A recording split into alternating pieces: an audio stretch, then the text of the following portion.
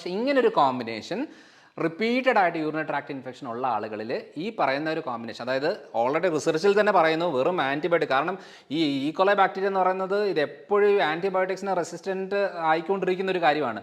ആ ഡോസ് ഒന്നും മതിയാവാതെ പിന്നെയും ഇതിനകത്ത് മാറ്റങ്ങൾ വന്നുകൊണ്ടിരിക്കുകയാണ്. അങ്ങനെ വരുമ്പം പിന്നെയും നമ്മൾ ആൻറ്റിബയോട്ടിക് സപ്ലൈ ചെയ്തുകൊണ്ടിരുന്നാൽ മാത്രം ക്ലിയർ ആകത്തില്ല. ആകുന്ന കണ്ടീഷനുണ്ട്. ഇനി ആകാത്ത കണ്ടീഷനിൽ നമ്മൾ അതിനകത്ത് കുറച്ച് പുതിയ മെത്തഡുകളും കൂടെ അപ്ലൈ ചെയ്ത് കൊണ്ടുപോവുകയാണെന്നുണ്ടെങ്കിൽ റിപ്പീറ്റഡ് ആയിട്ട് വരുന്ന യൂറിനറി ട്രാക്ട് ഇൻഫെക്ഷൻ നമുക്ക് അവോയ്ഡ് ചെയ്യാൻ സാധിക്കും.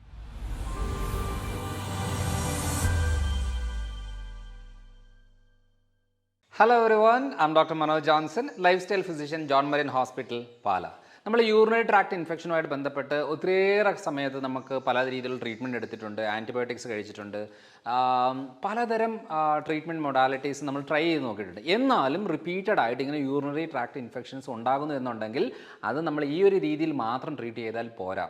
അതുകൊണ്ട് ഇപ്പം എൻ്റെ റിസർച്ചിൻ്റെ ഭാഗമായിട്ടുള്ള സ്റ്റഡിയിൽ നമുക്കത് മനസ്സിലായ കാര്യം എന്താണെന്ന് വെച്ചാൽ, ഒരു പല രീതിയിലുള്ള ബാക്ടീരിയൽ ഇൻഫെക്ഷൻസ് ഉണ്ടാകുന്നതിൻ്റെ ഭാഗമായിട്ട് നമുക്ക് യൂറിനറി ട്രാക്ട് ഇൻഫെക്ഷൻ ഉണ്ടാകും. അത് എന്താ പറയുക, ഈ ക്ലെപ്സെല്ലയും അതേപോലെ ഈക്കോലൈ എന്ന് പറഞ്ഞാൽ പല ടൈപ്പ് ഉണ്ട്. പക്ഷേ അതൊരു 80% ഈക്കോലൈ ബാക്ടീരിയ ആണ് നമ്മുടെ ഒരു യൂറിനറി ട്രാക്ട് ഇൻഫെക്ഷൻ ഉണ്ടാക്കുന്നത്.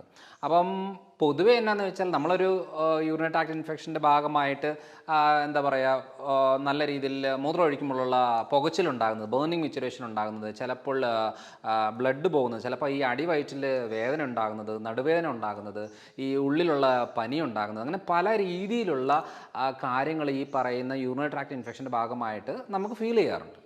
അപ്പോൾ അങ്ങനെ ഫീൽ ചെയ്യുന്ന ഭാഗമായിട്ട് നമ്മൾ പോയിട്ട് ഒരു ഡോക്ടറെ കണ്ടു കഴിയുമ്പോഴത്തേനും യൂറിനറി ട്രാക്ട് ഇൻഫെക്ഷൻ മനസ്സിലായി കഴിഞ്ഞാൽ ആദ്യം ചിലപ്പോൾ ഭൂരിഭാഗം സാഹചര്യങ്ങളിലും ആൻറ്റിബയോട്ടിക് തരും. അപ്പോൾ ആൻറ്റിബയോട്ടിക് കഴിക്കും.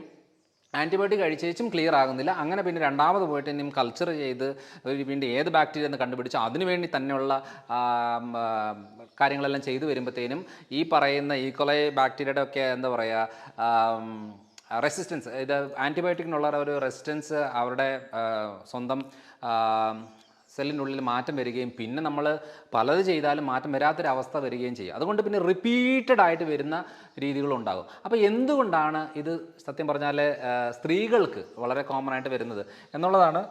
കാരണം ഭൂരിഭാഗം നമ്മൾ എടുത്ത് നോക്കിക്കഴിഞ്ഞാൽ പുരുഷന്മാരെക്കാളും കൂടുതൽ സ്ത്രീകളിലാണ് ഇത് വളരെ കോമൺ ആയിട്ട് കണ്ടുവരുന്നത്.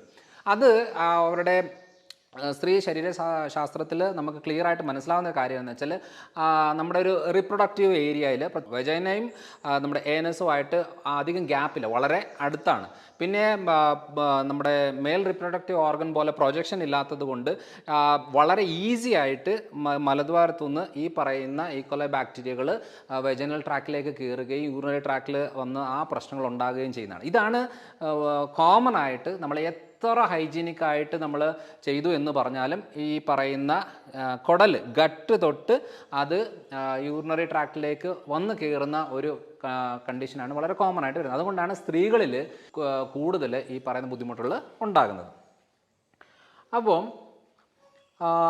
പറയുന്ന പോലെ ഈക്കോലൈ ആണ് ഞാൻ നേരത്തെ പറഞ്ഞ പോലെ ഒരു 80% നമ്മുടെ ബാക്ടീരിയൽ ഇൻഫെക്ഷൻ ഉണ്ടാക്കുന്നത് ഈക്കോലൈ ബാക്ടീരിയ ആണ്.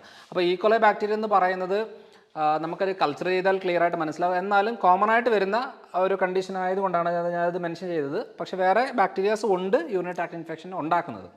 ഇതൊരു സ്റ്റഡി എന്ന് പറയുന്നത് ഈ ഈക്കോലൈ ആണ് ഏറ്റവും കൂടുതൽ യൂറിനറി ട്രാക്ട് ഇൻഫെക്ഷൻ ഉണ്ടാക്കുന്നത് എന്നുള്ളത് ഒരു സ്റ്റഡിയാണ് പറഞ്ഞേക്കുന്നത്.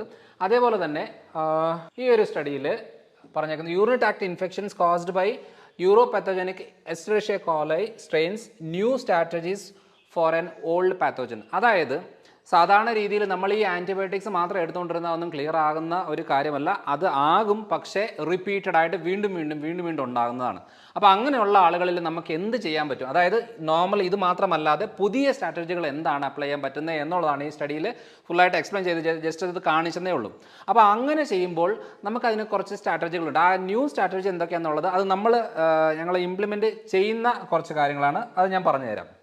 അതായത് സ്ഥിരമായിട്ട് നമ്മൾ ആൻറ്റിബയോട്ടിക് എടുക്കുന്നവരാണ്, സ്ഥിരമായിട്ട് യൂറിനറി ട്രാക്ട് ഇൻഫെക്ഷൻ വരുന്നവരാണ്, ബുദ്ധിമുട്ടുണ്ടാവുന്നവരാണെന്നുണ്ടെങ്കിൽ നമ്മളത് അത് ഓക്കെ, ആൻറ്റിബയോട്ടിക്സ് എടുക്കുക, ട്രീറ്റ്മെൻറ്റ് എടുക്കുക, അതെല്ലാം ഓക്കെ. പക്ഷേ അതല്ലാതെ നമുക്ക് വീണ്ടും വരാതിരിക്കാനും വന്നത് നമുക്കൊന്ന് മാനേജ് ചെയ്യാനുമായിട്ട് ഏറ്റവും നല്ലൊരു ഓപ്ഷൻ എന്ന് പറയുന്നത് ഈ കുറച്ച് മെത്തഡുകളാണ്.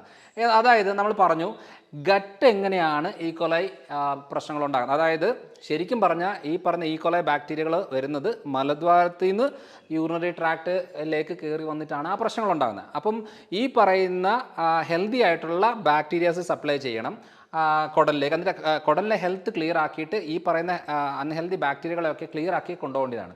എന്നിട്ട് പ്രീബയോട്ടിക്സ് എന്ന് പറയുന്നത് ഈ നമ്മൾ കുടലിലെ pH ലെവലൊക്കെ ഒന്ന് നോർമലാക്കി ഫംഗ്ഷനിങ് ആക്കി കൊണ്ടുവരുവാണെന്നുണ്ടെങ്കിൽ ഈ ചീത്ത ബാക്ടീരിയകളുടെ ഗ്രോത്ത് കുറയാൻ സാധ്യതയുണ്ട്.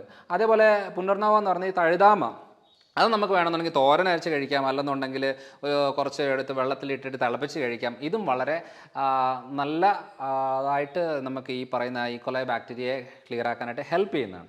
അപ്പോൾ അതേപോലെ ട്രിബിലസ് എന്ന് പറയുന്നത് ഞെരിഞ്ഞിൽ എന്ന് പറയും. അത് നമുക്ക് എല്ലാവർക്കും അറിയാം, അത് വെള്ളം തിളപ്പിച്ച് കുടിക്കാനൊക്കെ പറ്റുന്ന ഏറ്റവും ബെസ്റ്റ് കാര്യമാണ്. കാരണം ഇതൊക്കെ നമുക്ക് ഈസി ആയിട്ട് ഈ ഗട്ടിലുള്ള കുടലിലെ കണ്ടീഷൻ ക്ലിയർ ആക്കാനും ഈക്കോലൈ ക്ലിയർ ആക്കാനായിട്ട് ഹെൽപ്പ് ചെയ്യുന്നതാണ്. അതായത് റിപ്പീറ്റഡ് ആയിട്ട് ഇങ്ങനെ പ്രശ്നം വരുന്നവർക്കുള്ള കാര്യമാണ് ഞാൻ പറഞ്ഞത്. ഇനിയും ഇതിൽ ഇല്ല എന്നാലും വേറൊരു ഇടം കൂടെ പറയാം. നമുക്ക് ആപ്പിൾ സിഡർ വിനെഗർ നമ്മൾ അറിയാമല്ലോ.